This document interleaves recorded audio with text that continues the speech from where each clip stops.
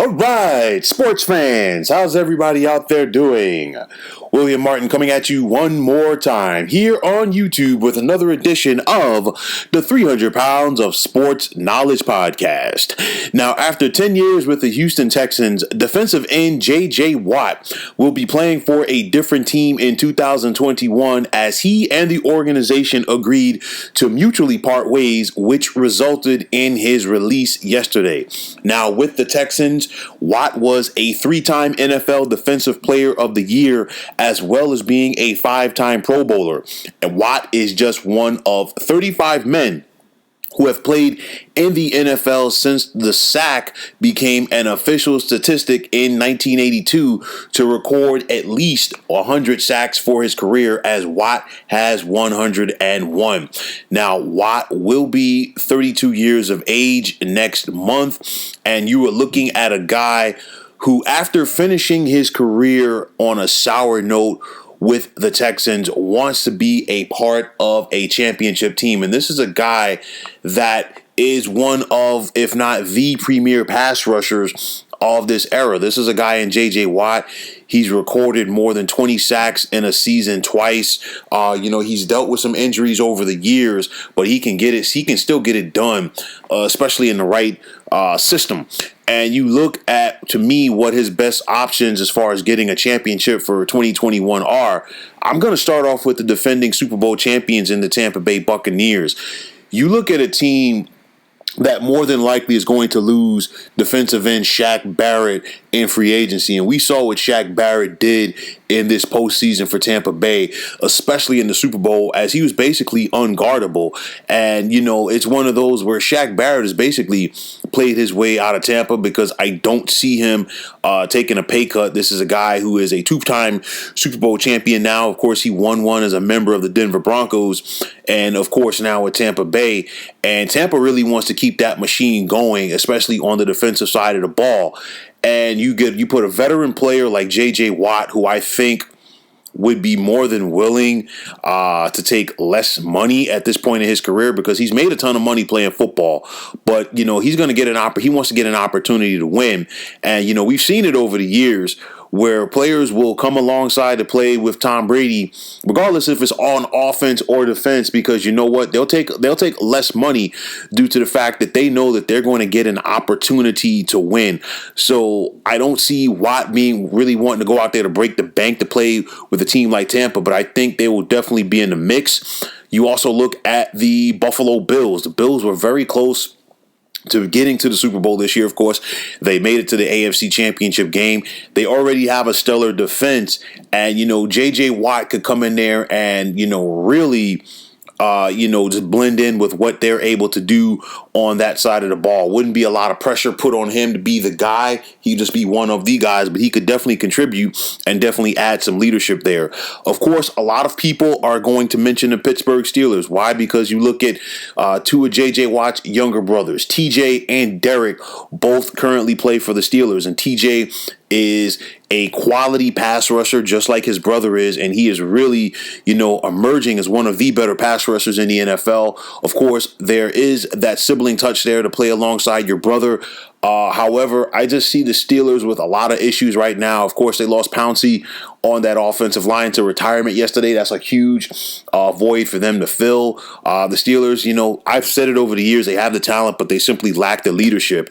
That's the biggest thing. But, you cannot count the Steelers out, especially if Watt will be willing to go to the Steel City and play for less. I'm also going to talk about the Kansas City Chiefs. This is a team that they took it on the chin last Sunday in Super Bowl number 55, but this is still a team that can get it done. They're still a premier Super Bowl contender, and they have some issues that they need to address on the defensive side of the ball, which really got exposed in the Super Bowl loss to the Bucs. However, with that said, you put a quality pass rusher like J.J. Watt with the Chiefs, and they're going to be right back in the mix to contend for that Lombardi Trophy again. And I think it's a situation just like it is with a team like the Bucs, for the sake of arguments, that if Watt were to go there and play, I don't see him willing to break the bank. He'll definitely take a pay cut from what he's accustomed to.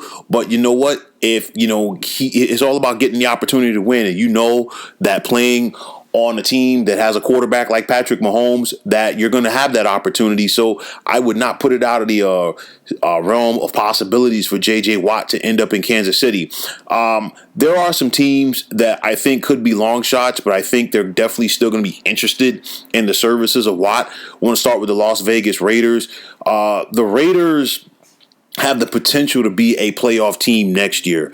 Not a Super Bowl team, but a playoff team. However, John Gruden, the Raiders head coach, has always taken a shine to J.J. Watt, and I guarantee you he's going to try to at least see if there is some interest with the future Hall of Famer coming to Vegas to play for him. The same can be said for the Dallas Cowboys. I know that Jerry Jones, passed over J.J. Watt back in 2011 in the NFL draft. And it was a situation, we saw J.J. Watt pay dividends immediately for the Houston Texans. Jerry Jones would definitely love to keep him within the state of Texas. But I think it's going to be a long shot due to the fact that I'm not sure if the Dallas Cowboys are obviously ready to contend for a Super Bowl. I know that Dak Prescott missed the majority of this season with that dislocated leg, but I just don't see them being close enough. You look at the Green Bay Packers, and I mean the Packers did make the NFC Championship game. It's going to be interesting to see, first and foremost, if Aaron Rodgers is still the quarterback for the Packers in 2021, which more than likely he will be. But with that said, J.J. Watt did play his college ball at the University of Wisconsin. And, it's one of those things, is he nostalgic enough to have his career come full circle and go back to the Cheese State and finish his career? We'll have to wait and see.